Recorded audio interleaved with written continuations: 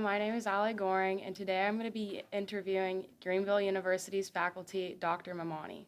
Hi, name is Lindani Memani. I am the assistant professor of English here at Greenville. I'm just going to begin by asking you a couple questions about your life previous to teaching at Greenville University. Oh, I've been teaching for some time. I began my teaching career in 2013, I think. I was a grad student then, so I taught communication classes such as media and society and television news reporting. Um, but that was because I was doing a PhD in mass communication and media arts in Carbondale, so SIUC. Graduated 2017. And since then, I have taught at a community college in Missouri. I've also taught at SIUE. That's where I began teaching English, and that's where I really um, developed this massive love that I have for teaching English and teaching literature, and that's how I ended up here last year. So you would say that teaching at SIUE was the thing that compelled you to fall in love with teaching? No, I was already in. I had already fallen in love with yeah, with teaching way before that. But I fell in love with teaching English and English writing.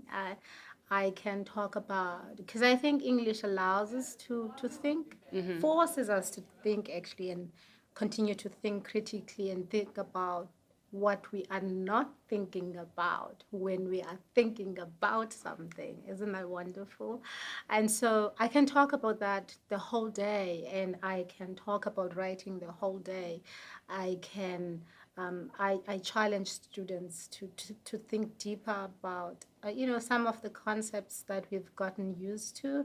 Like last week or the past couple of weeks, we were talking about. I found this thing on the internet. I think it says sometimes there's more love in that little home than you will find in a mansion. Mm-hmm. And so I get students to think about why we need to be comparing, and how else we can think about, how else we can demonstrate kindness. I'm big on kindness, but I'm also very strict in my classes. My students will tell you I'm big on discipline and respect. So and English allows me to do all of those things. I mean, teaching English allows me to have my hand in Mm-hmm. everything. So I can talk about sociology via English. I can talk about politics while I'm teaching English. I can talk about Christianity. I talk about a lot of things. So What made up your mind that Greenville was the place for you? the students here. One, but before I even met the students, it's the people I met here when I came to interview. It's the campus. It's beautiful. It's small. It's much smaller than SIUE, where I come from, for instance, where the student population is about 14,000 Mm-hmm. students. But what I found here, I think because it's a smaller community, there's a lot of closeness and intermingling that happens. Um, Colleagues and I, we text all the time. We share horror stories, but we also share stories in which we encourage each other. And so, what's making me stay, importantly, are the colleagues that I've found here, but it's also the students. I mean, it's not that I don't have challenges with the students because I do, Mm-hmm. but we navigate those. We navigate those, and that's wonderful. So, what does a typical day look like in your position? Oh, a lot of thinking. There's a lot. I do a lot of lesson planning. So Mm-hmm. I often say to students, uh, because in an English classroom, like I said earlier, we talk about a lot of things, and so sometimes before they have, like in their other classes, they have speeches that they have to do Mm-hmm. and presentations, and sometimes we use my class to practice because it's not that it's anything goes, but it's that anything goes, but in a way that is structured and in a way Mm-hmm. that is helpful. And so a typical day begins with me thinking about what it is that I'm going to say. People don't believe me, but I know exactly what I'm going to say when I walk into a classroom, right? And so I always carry my bag with my notebook that has 1, 2, 3 things that I want to hit. I always think about the end of class. What is it that I want a student to remember as they leave class? I can't teach everything, but there are certain things, certain basic fundamental things that I want to have in place. And so typical day includes me planning class, me being in class and hanging out with students, us talking critically about, thinking critically about everyday things, me frustrating students by by telling them to drop certain words from their vocabulary, and they'll tell you, those who have taken classes with me, that I even get them to pause when they start with so. I'm like, no, no, no, no, you don't start a sentence with a so. So now they catch themselves doing it and say, oh, okay. Or they begin with like, all of these vocalized pauses that we use for no reason. And so I frustrate students because I keep telling them, no pause. What did you just do? And then they say, oh, I started with like or so. And I say, begin. And so that's a way in which I'm also helping them to write better by stating what it is that they mean without taking this roundabout way and writing boring sentences. And so a typical day includes or involves me using the word boring a lot because I walk around the classroom and I say boring sentence, and it's my way of encouraging students to write better. Do you have any hobbies outside of teaching here? Teaching. on Saturdays. On Saturdays, I teach on Zoom, but it's just a service I offer. I teach adults, and sometimes we write poems. I also like sleeping. That's the biggest thing I do. I Oh, watch don't we all? TV. I read a lot, and I teach on Saturdays. Okay. What motivational tactics do you use on your students and yourself? For me, I tell myself that I'm good. I also tell students that they are good. I think that sometimes if we can't believe it, we can't be it.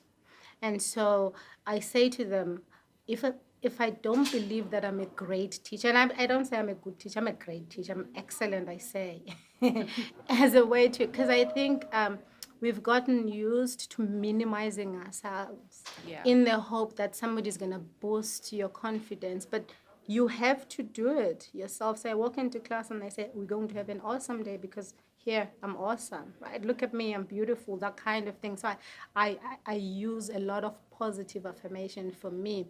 But I also try to do that. I teach writing, and writing is sometimes very, very few students walk into a class believing that they can write, right? And so it takes a little bit of pushing and a little bit of, getting positive feedback.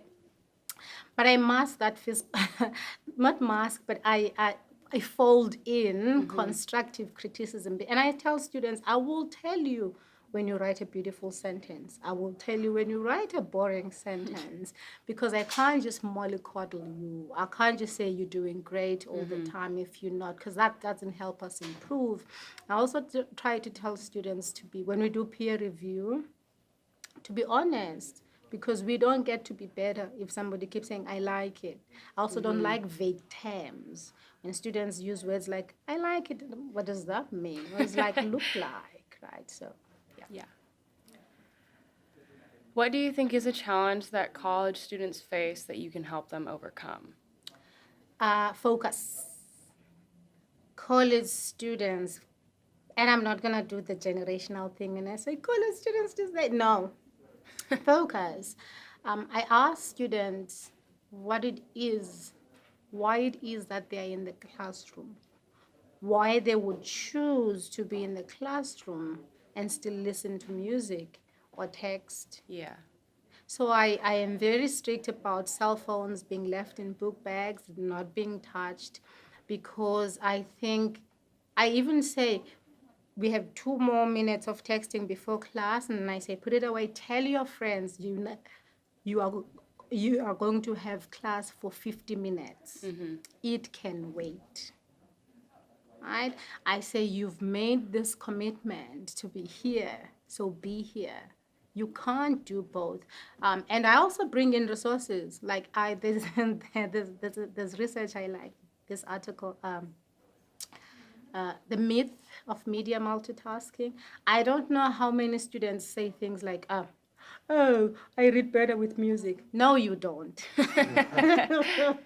You are just delaying yourself. So I say, and it's we know this if you've studied uses and gratifications theory, that we want to gratify ourselves. Like we want to do things that give us joy. And so I say, if touching your phone gives you joy, how about you challenge yourself? Study without touching that phone for 5 minutes. Like achieve something in those 5 minutes, then text.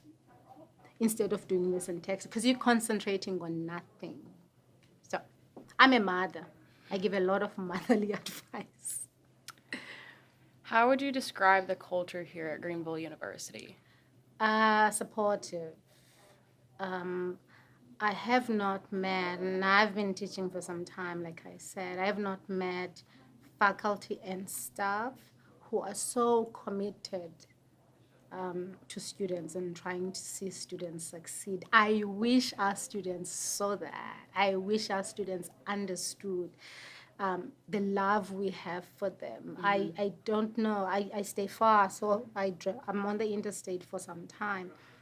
Most of that time I spend reflecting on how I could have done things differently. And sometimes I get home and I will send an email to a student. Maybe I say, hey, did I answer that question correctly or something like that? And that comes from a place of love. Even when we correct, even when we discipline, it comes from a place of wanting to make sure that we get our students ready to compete out there and to know that the world is not necessarily going to, cuddle you every day. And so who are you going to be? What face will you bring?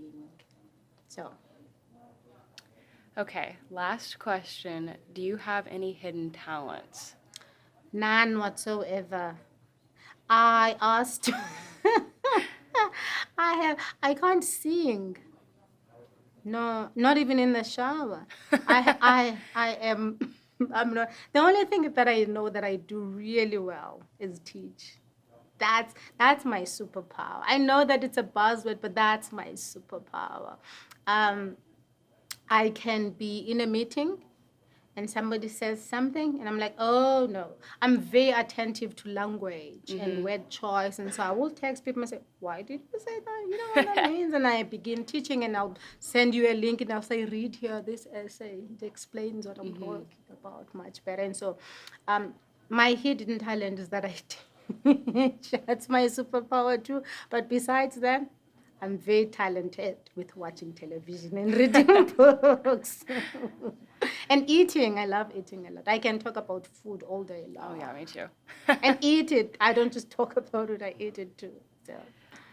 All right. Well, I think that is all. Thank you so much for meeting with us. Thank you so much. This was fun. It was what it was like. What are we going to talk about? Although I saw the questions that Luke sent through. So thank you so much. Thank you.